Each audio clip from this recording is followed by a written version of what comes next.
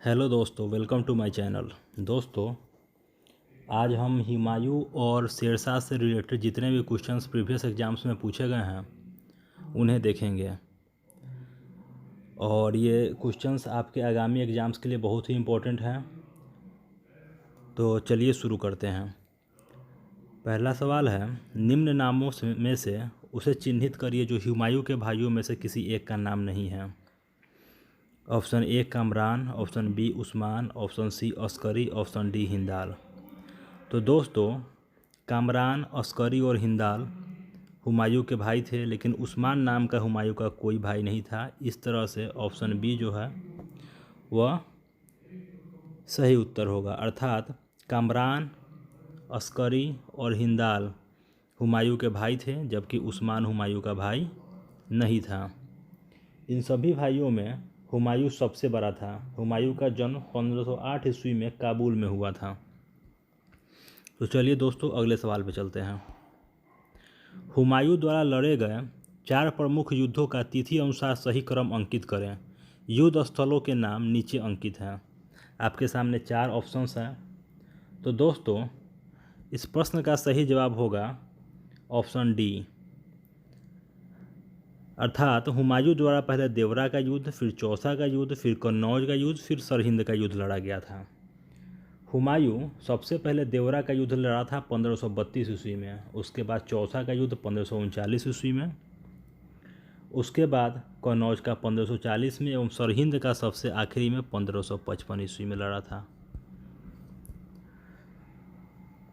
तो चलिए दोस्तों, अगले सवाल पे चलते हैं। फरीद, जो बाद में शेरशाह सूरी बना, ने कहाँ से शिक्षा प्राप्त की थी? सासाराम से, पटना से, जौनपुर से या फिर लाहौर से?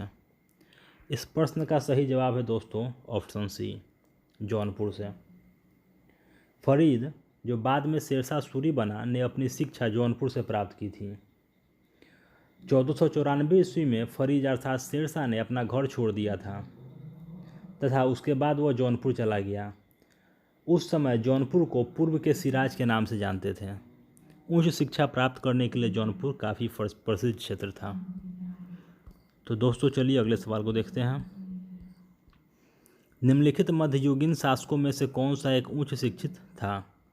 बलबन, अलाउद्दीन खिलजी, इब्राहिम लोदी या फिर शेरशाह? तो दोस्तों, इस प्रश्न का सही उत्तर होगा ऑप्शन डी, अर्थात शेरशाह। शेरशाह सूरी जौनपुर में औपचारिक शिक्षा प्राप्त कर चुका था।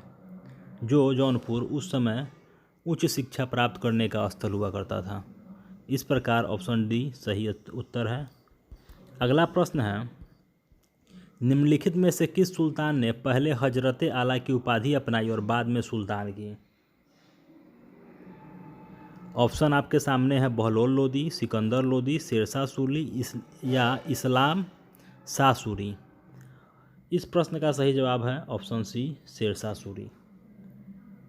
शेरशाह सूरी ने 1529 ईस्वी में बंगाल के शासक नुसरत शाह को पराजित करके शेखा अर्थात शेरशाह सूरी ने हजरत आला की उपाधि धारण की थी। बाद में 1539 ईस्वी में चौसा के युद्ध में हुमायूं को पराजित करके शेरशाह की उपाधि धारण की। तो चलिए दोस्तों, अगले सवाल पे चलते हैं।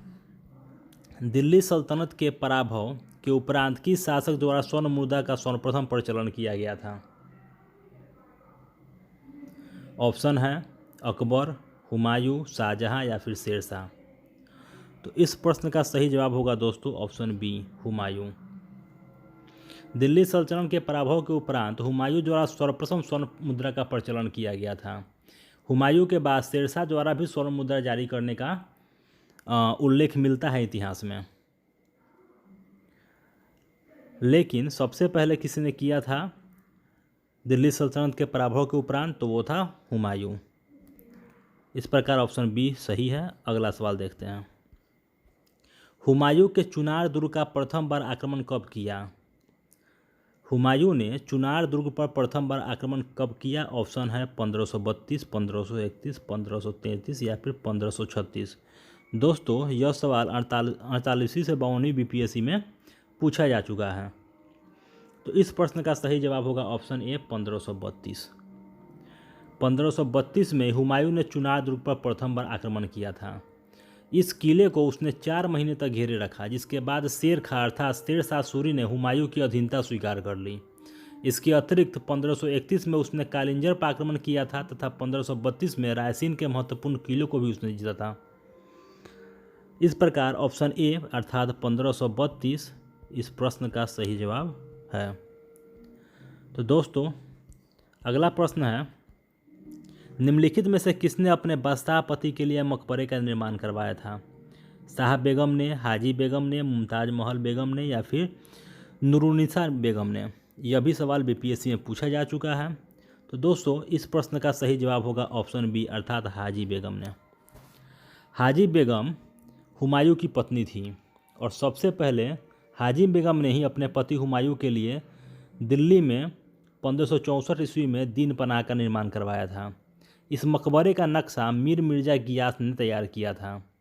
श्वेत संगमरमर से बना यह मकबरा भारत का पहला गुंबज वाला मकबरा था। इस मकबरे के पारित एक बाग की रचना भी करवाई गई थी, मतलब चारों तरफ एक बाग की रचना भी करवाई गई थी। इस प्रकार अपने बादशाह पति के लिए मकबरे का निर्माण करवाया था हाजी बेगम ने, अर्थात option B is the right answer. अगला सवाल, शेरशाह के अंतर्गत तांबे के दाम और चांदी के रुपया की विनिमय दर क्या थी? 16:1, 32:1, 48:1 या फिर 64:1? तो दोस्तों इस प्रश्न का सही जवाब है ऑप्शन डी 64:1। चलिए दोस्तों अगला सवाल देखते हैं। तो अगला सवाल है, शुद्ध चांदी का रुपया का आविष्कार किसने किया? यह प्रश्न भी प्रीवियस एग्जाम्स में आ चुका है। तो इस प्रश्न का सही जवाब होगा ऑप्शन बी शेरशाह। दोस्तों शेरशाह का जो शासनकाल है वो भारतीय मुद्राओं के इतिहास में एक परीक्षण का काल कहा जाता है तथा शेरशाह ने अपने समय में चांदी के सिक्के चलवाए जिसे रुपया कहा गया, जो 180 ग्रेन के होते थे, तथा उन्होंने तांबे के दाम भी चलवाए थे, तांबे के सिक्के चलवाए जिसे दाम कहा जाता था। तो दोस्तों चलिए अगले सवाल पे चलते हैं।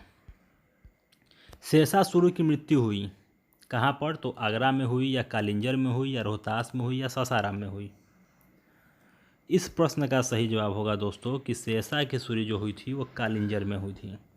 अब कालिंजर में कैसे हुई थी? तो कालिंजर विजय के दौरान अर्थात 1545 ईस्वी में जब शेरशाह के सैनिक गोले फेंकने में व्यस्त थे, उसी समय बारूद से भरा हुआ एक गोला दुर्ग की दीवार से टकराकर वापस आ गिरा, जहां और भी बारूद से भरे हुए गोले रखे हुए थे। बाकी सब गोलों में भी आग लग गई और वे सभी फटने लगे। फट कर वो एक दिशा में नहीं बल्कि सभी दिशाओं में विध्वंस करने लगे। शेरशाह वहाँ से अज्जाला वापस निकला। शेरशाह यहाँ पे बुरी तरह घायल हो गए। हालांकि दुर्ग जीत लिया गया, किंतु यह जीत शेरशाह के लिए अंतिम जीत हुई। शेरशाह की इसी दौरान मृत्यु हो गई। 22 मई 1545 को 60 वर्ष की आयु में कालिंजर किला जीतने के दौरान शेरशाह मारा गया। अर्थात कालिंजर का जो अभियान था वो शेरशाह का अंतिम अभियान था। उस समय कालिंजर के जो राजा थे वो कीरत सिंह थे। चलिए दोस्तों आगे बढ़ते हैं। मात्र एक मुट्ठी बाजरे के चक्कर में मैंने अपना साम्राज्य खो दिया होता, इस कथन को आप किस मध्यकालीन शासक से संबंध करेंगे? आपके सामने 4 ऑप्शन है, अलाउद्दीन खिलजी, मोहम्मद तुगलक, शेरशाह या फिर औरंगजेब। दोस्तों इस प्रश्न का सही जवाब है ऑप्शन सी शेरशाह। शेरशाह सूरी मारवाड़ के युद्ध में राजपूतों के शौर्य पराक्रम से इतना प्रभावित हुआ था कि उसने यह कथन कह डाला कि मात्र एक मुट्ठी बाजरे के चक्कर में मैंने अपना साम्राज्य खो दिया होता। अगला सवाल है दोस्तों, शेरशाह का मकबरा कहाँ है? यह सवाल बहुत बार प्रीवियस एग्जाम्स में पूछा जा चुका है। हाईलाइटेड क्वेश्चन है, इसको जरूर याद रखिएगा। ऑप्शन है सासाराम, दिल्ली, कालिंजर या सोनारगांव। तो दोस्तों इसका सही जवाब है सासाराम। सासाराम बिहार में पड़ता है और यहीं पर शेरशाह का मकबरा है। यह मकबरा जो है एक तालाब के बीच ऊंचे चबूतरे पर बना हुआ है। चलिए दोस्तों आगे बढ़ते हैं। शेरशाह को दफनाया गया था कालिंजर में, सासाराम में, जौनपुर में या पटना में? यह सवाल भी यूपी पीसीएस में पूछा जा चुका है मेंस के एग्ज़ाम में। तो इस सवाल का सही जवाब है दोस्तों सासाराम में। Option be the correct answer. अगला प्रश्न है दोस्तों, दिल्ली में पुराना किला के भवनों का निर्माण किया था? फिरोज तुगलक ने, इब्राहिम लोदी ने, शेरशाह ने या फिर बाबर ने? इस प्रश्न का सही जवाब है दोस्तों शेरशाह ने। दिल्ली स्थित पुराना किला के भवनों का निर्माण शेरशाह सूरी ने करवाया था। यह किला या कुहना मस्जिद, यह जो पुराना किला है यहीं पर किला या कुहना मस्जिद, शेर मंडल आदि भवन भी शेरशाह द्वारा ही बनवाए गए थे। अगला प्रश्न, दिल्ली के पुराना किला के वर्तमान स्वरूप का निर्माण निम्नलिखित में से किसने करवाया था? प्रीवियस प्रश्न की तरह यह भी प्रश्न है, शेरशाह सूरी, अकबर, बाबर, शाहजहां। तो सही जवाब होगा दोस्तों, प्रश्न का उत्तर होगा ऑप्शन ए अर्थात शेरशाह सूरी द्वारा। चलिए दोस्तों अगला प्रश्न देखते हैं। कृषकों की सहायता के लिए किस मध्यकालीन भारतीय शासक ने पट्टा एवं कबूलियत की व्यवस्था प्रारंभ की थी? अलाउद्दीन खिलजी, मोहम्मद बिन तुगलक, शेरशाह या फिर अकबर? यह सवाल प्रीवियस एग्जाम्स में बहुत बार आ चुका है, हाईलाइटेड क्वेश्चन है, इसको दोस्तों जरूर याद रखिएगा। इस प्रश्न का सही जवाब होगा ऑप्शन सी अर्थात शेरशाह ने। कृषकों की मदद के लिए शेरशाह ने पट्टा एवं कबूलियत की व्यवस्था प्रारंभ की थी। किसानों को सरकार की ओर से पट्टे दिए जाते थे जिनमें स्पष्ट किया गया होता था कि उस वर्ष उन्हें कितना लगान देना है।